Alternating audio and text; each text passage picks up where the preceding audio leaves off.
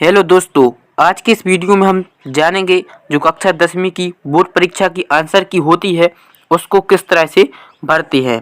इस वीडियो में हम जानेंगे माध्यमिक शिक्षा मंडल मध्य प्रदेश भोपाल में जो कक्षा 10वीं की आंसर की होती है उसको किस तरह से भरना होता है। यदि आप कक्षा 10वीं में पढ़ते हैं तो आपके लिए यह वीडियो देखना बहुत ज़रूरी है। इसमें हम जानेंगे कि जो हम पेपर देने जाते हैं तो उसके पहले जो हमें कॉपी मिलती है उसको किस तरह से भरना होता है। तो देखिए उसको हम कैसे भरते हैं। जब हमें कॉपी मिलती है तो देखिए सबसे पहले ऊपर लिखा होता है परीक्षा का विषय, यानी यहाँ पर हमें जिस सब्जेक्ट का पेपर होता है उसको यहाँ पर भरना होता है। जैसे मान के चलो यदि आपका पेपर हिंदी विषय का है, यदि आपका हिंदी का है तो यहाँ पर हिंदी लिखेंगे, और यदि आपका इंग्लिश का होता है या गणित का होता तो यहाँ पर आप अपना सब्जेक्ट लिखते।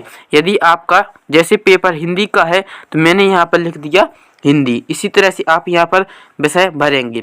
फिर उसी विषय का कोड यहाँ पर लिखना है। कोड आपको कहाँ मिलेगा? आपके प्रवेश पत्र में। प्रवेश पत्र में जो कोड दिया गया होगा वह आप यहाँ पर लिखेंगे। जैसे हिंदी का कोड क्या था?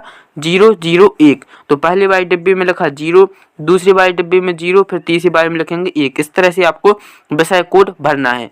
फिर लिखना है परीक्षा का माध्यम। यहाँ पर आप परीक्षा का माध्यम भरेंगे। जैसे यदि आपका माध्यम हिंदी है तो यहाँ पर हिंदी लिखेंगे। यदि आपका माध्यम इंग्लिश है तो आप यहाँ पर अंग्रेजी लिख देंगे, यानी आप किस माध्यम में परीक्षा देना चाहते हैं तो यहाँ पर हिंदी आप लिख देंगे। फिर उसके बाद क्या करना है आपको? फिर देखिए नीचे क्या लिखा है उत्तर।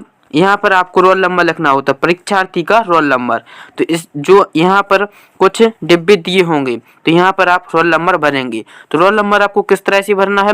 रोल नंबर आपको अपने जो डिब्बे दिए हैं इनको पीछे से भरना है, यानी पीछे से भरेंगे, क्योंकि यदि हम आगे से रोल नंबर भरेंगे तो पाछे कोई ना कोई एक डिब्बा खाली छूट जाएगा। तो हमें पाछे डिब्बा खाली नहीं छोड़ना है, डिब्बा आगे खाली छोड़ सकते हैं, इसीलिए हम पाछे से रोल नंबर है को भरेंगे।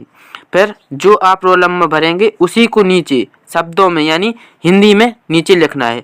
जैसे आपने पहले डिब्बे में 0 लिखा तो यहाँ पर नीचे भी उसी के नीचे वाले डिब्बे में 0 लिखेंगे हिंदी में शब्दों में।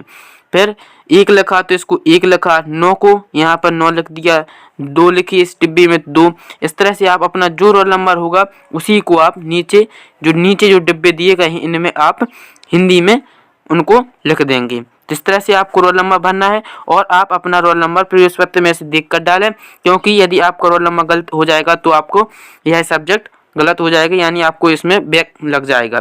तो आपको रोल नंबर सुबह सही देखकर भरना है।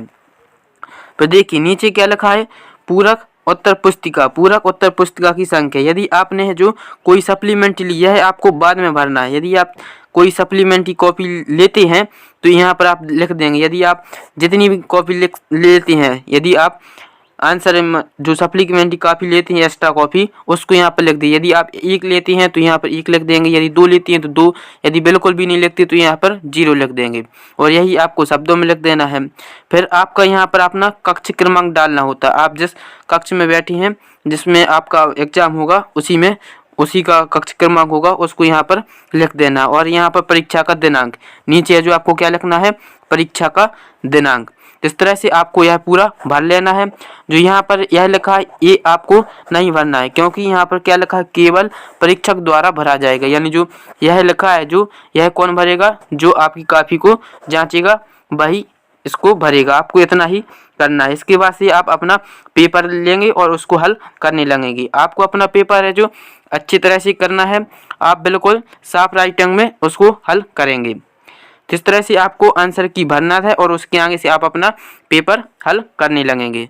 यदि आपको यह वीडियो समझ में आया हो तो चैनल को लाइक करें और सब्सक्राइब जरूर करें।